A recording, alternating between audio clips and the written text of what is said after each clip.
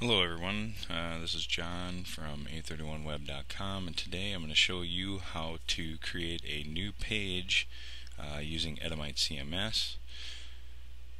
First we need to log into our manager.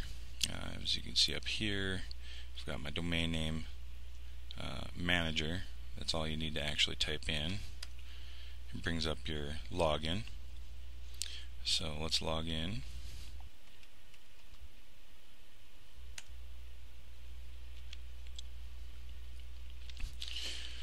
Once you're logged in, you're going to notice a couple different sections. Here on your left are, I guess, your navigation for the manager. A lot of these you don't need to know at this point. The two main ones are new document and new web link. New document is just going to let you create a document quickly and put it right under your main section of your website, just like how home is here. So let's go ahead and do that. Alright, now this is the document editor. There are a couple areas. One, content. This is basically just like Microsoft Word. You can type anything you want in here.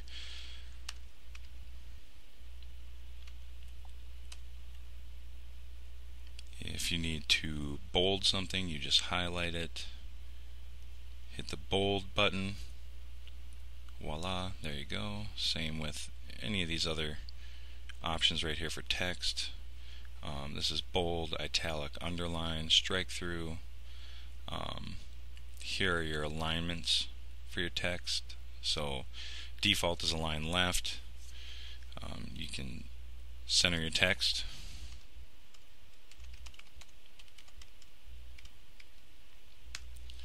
Then you can also right align it.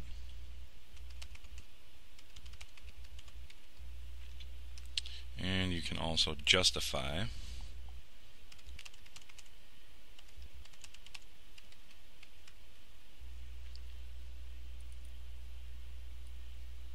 Which basically, you can't really tell right here, but it makes everything kind of even within a paragraph area.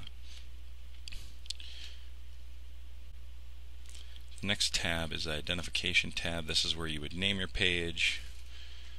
So let's go ahead and do that. New page 1. Long title and description are really only used within your templates or snippets, different areas. You know, if you want to give more of a description for your page, you could do that here.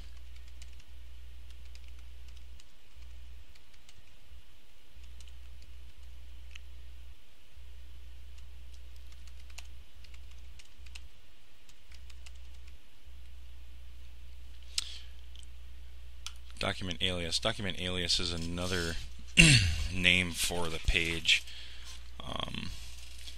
We're just going to call this one new page 1. You cannot use any spaces or special characters, hyphens, or dashes, and underscores are okay. This will end up being our page name when you go to this page in the front end of the website.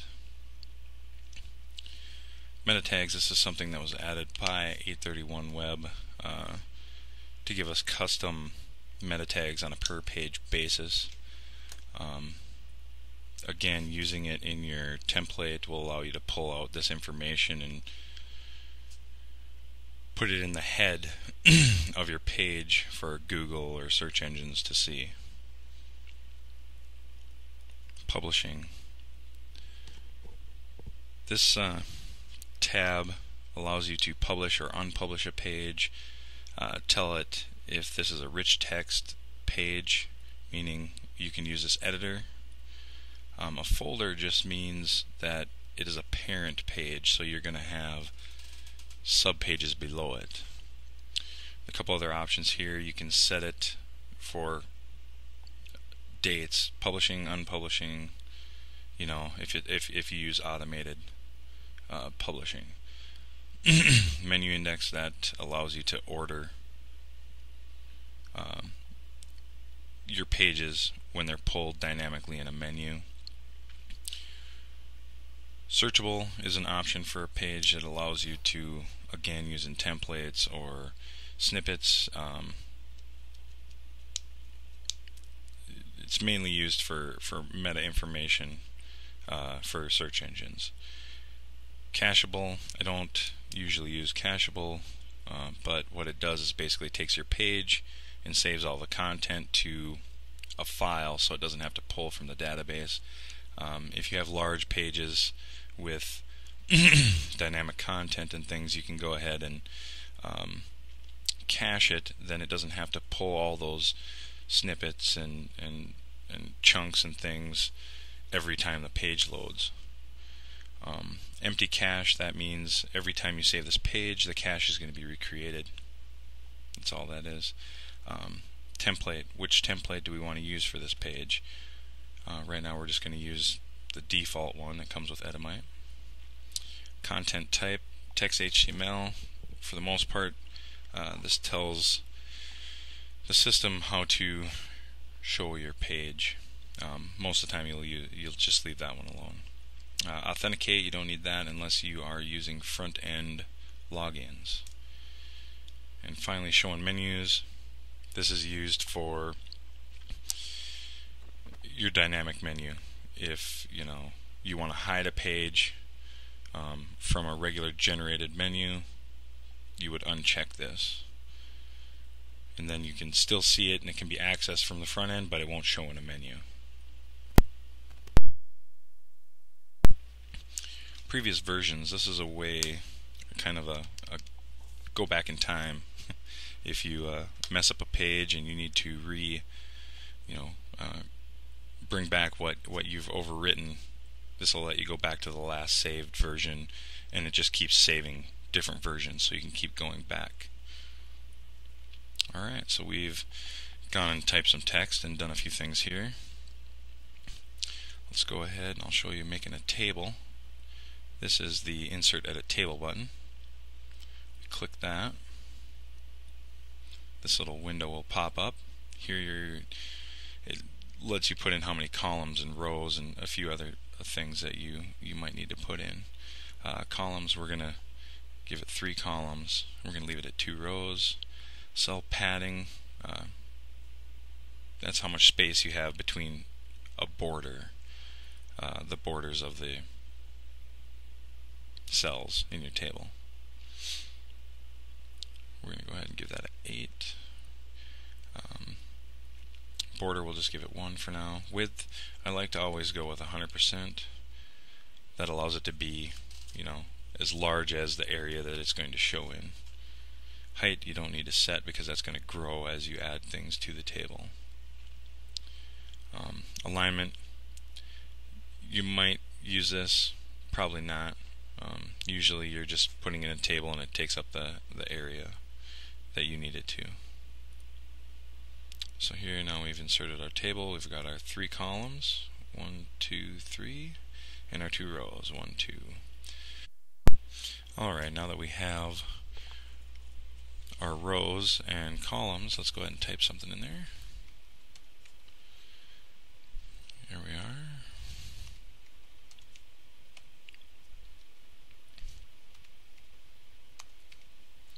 Okay, we can also set widths and centering for each of these cells. If you right click, go to Cell, Table Cell Properties, you'll get a window that looks like this, and here you can set some options. You can align center, you can vertical align, which means if there's a lot of content in a cell to the right, left, or what have you of another cell, you can make it always start at the top, or you can always make it be in the center or middle, or be at the bottom.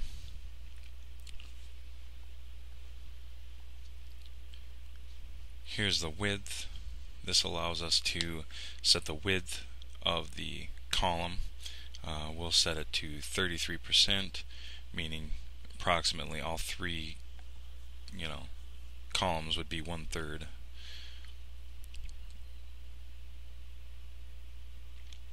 Alright, this option here allows you to choose the current cell, all the cells in this first row, all the cells in the column, or all the cells in the table.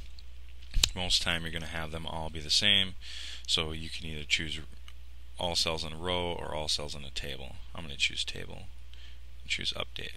So now all three of my columns have an alignment of center and are at the top. So if we go like this,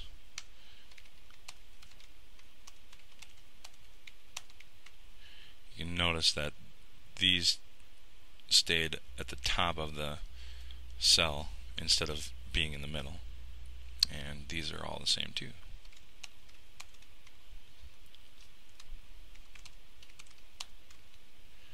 And we can, if we'd like, we could change this one to be aligned left. There we go.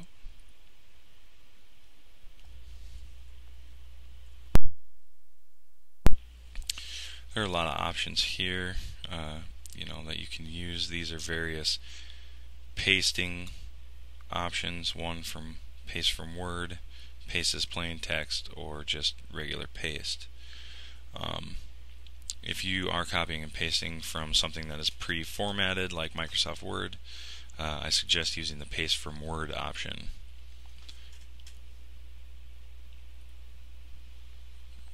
It pops up a little window for you so that you can go ahead and paste your information into there and then just insert it, and it removes all the, or as much of the Microsoft Word formatting as possible. If you need to make a list item, you can start that by clicking this one here, which is a bulleted list. You can say list item 1, list item 2, list item 3. Alright, we can also make these indent even more by using these increase indents or decreasing indents. Now you can see that there's a different style of list there, and you can continue on if you'd like.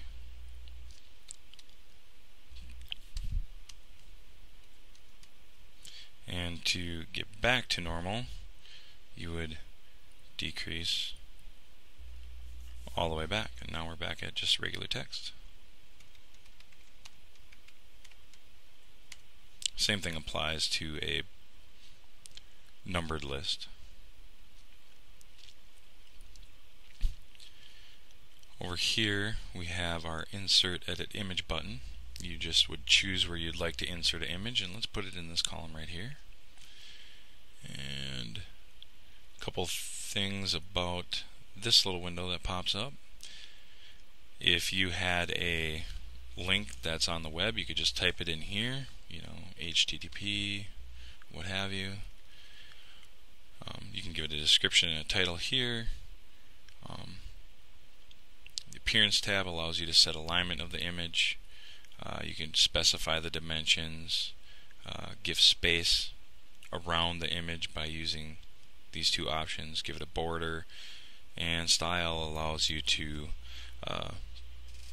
put in CSS styles if you know how to do that. Let's go back here. Let's insert an image from our computer. Click this little button here, which means browse. It opens this window, which is the file browser. Let's make that a little bigger so you can see everything. Come down here, click browse. We're going to go to find an image. One thing you're going to want to ahead of time adjust your image sizes before you decide to upload them. That way, one, it won't take so long, and two, when you're looking at it in the front, it won't take so long to load up that image. So this is a little bit bigger size image. It's 800 by 600, but the file size is pretty decent. Open. Now we're ready to upload. We click upload file. Here's our new image. And a couple things here. One, you can preview the image by clicking the little magnifying glass. You can see that. The green means to insert the image, and red is delete the image. So we want to insert that image. See it. Put our link in there. And let's just give it a description of wedding. And hit insert. You can see that it made it very large, ruining our table.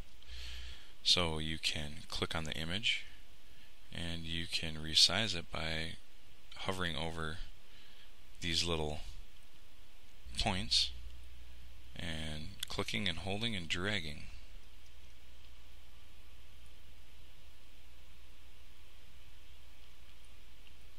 There we go. Now it fits in there quite nicely. And that is how you insert an image.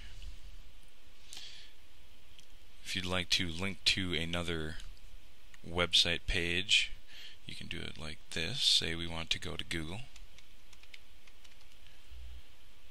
This text is going to be our link that we click on. And up here, these are your insert, edit, link button or unlink a button. So we're going to insert, edit a link. It's going to pull up this little window. Same type of thing as inserting an image. You can browse, upload a file. Say you want to link to a PDF that you need people to download or look at. You use the same thing by browsing and going and selecting browse. Go find your PDF. Click open and upload. And there it is.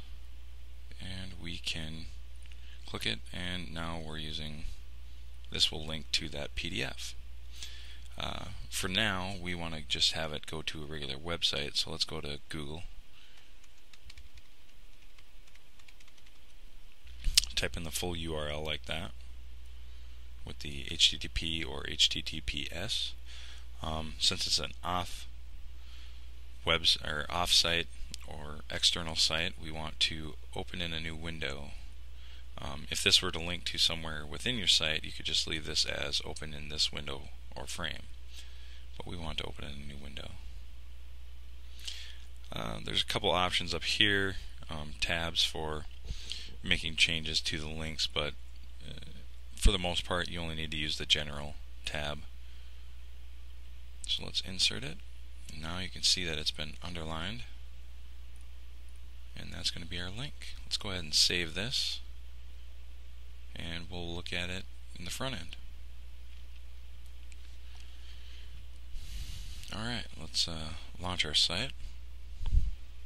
Here you can see this is basic layout. Here's our new page. Click that. You can see all of our text here. Here our template is using our long title to show that there.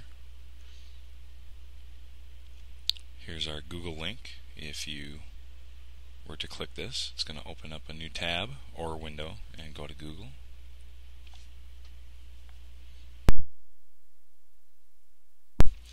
Now if you remember back, I told you about the document alias on the identification page.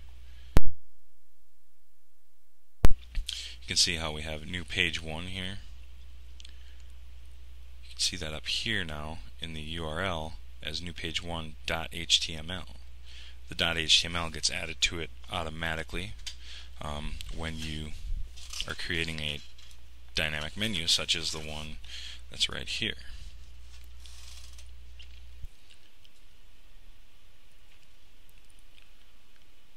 Alright, well, I hope I showed you the basics. There's a few other things that you can do. You can also color text right here.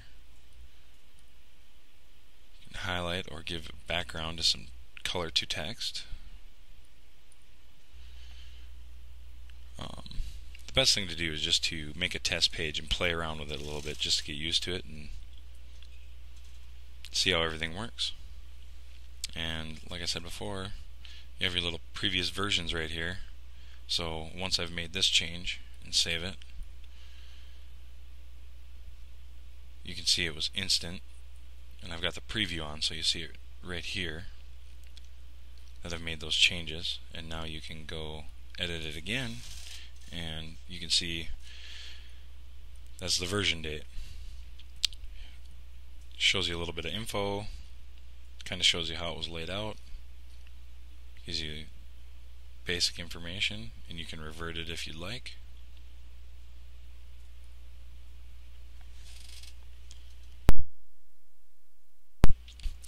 Well, I hope this helps you guys out. If you have any questions, give us a call. There are going to be more videos to come. Thanks for watching, and we'll see you around.